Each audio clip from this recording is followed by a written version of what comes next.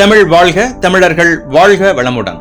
Dammam விமான நிலையம் மாற்றுத்திறனாளி பயணிகளுக்கான உணர்வு அறையை திறக்கிறது. திறனாய்வு குறைபாடுள்ள பயணிகளுக்காக தம்மாம் சர்வதேச விமான நிலையத்தில் திறக்கப்பட்ட உணர்வறை முயற்சி பெற்றோர்கள் மற்றும் சமூகத்தின் பலரிடமிருந்தும் பாராட்டை பெற்றுள்ளது. இந்த திட்டத்தை திறந்து வைத்த பிரின்ஸ் சுல்தான் பின் சல்மான், ஜித்தா கிங் அப்துல் அசீஸ் சர்வதேச விமான நிலையத்திலும் விரைவில் இதே வசதி உருவாக்கப்படும் எனவும் தெரிவித்தார். இந்த திட்டத்தின் ஆலோசகர் மற்றும் பிரின்ஸ் சுல்தானின் ஆலோசகரான ஹுலூத் அல் ஷாயா ரியாத் விமான நிலையத்தில் இதே வசதியை பயன்படுத்தியதன் அடிப்படையில் இந்த திட்டத்தை விரிவுபடுத்த முடிவு செய்யப்பட்டது. மேலும் தம்மாம் விமான நிலைய நிறுவனம் 500 மில்லியன் ரியால்கள் மதிப்புள்ள மேம்பாட்டு ஒப்பந்தங்களையும் 3 சமூக அமைப்புகளுடன் இணைந்த ஒப்பந்தங்களையும் கையெழுத்திட்டுள்ளது.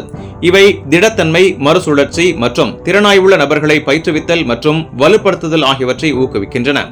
இந்த முயற்சிகள் விஷன் 2030 இலக்குகளில் உள்ள வாழ்க்கை தரம், சமூக பங்கேற்பு மற்றும் சுற்றுச்சூழல் பொறுப்பு ஆகியவற்றை முன்னேற்றும் வகையில் முக்கிய பங்காற்றுகின்றன.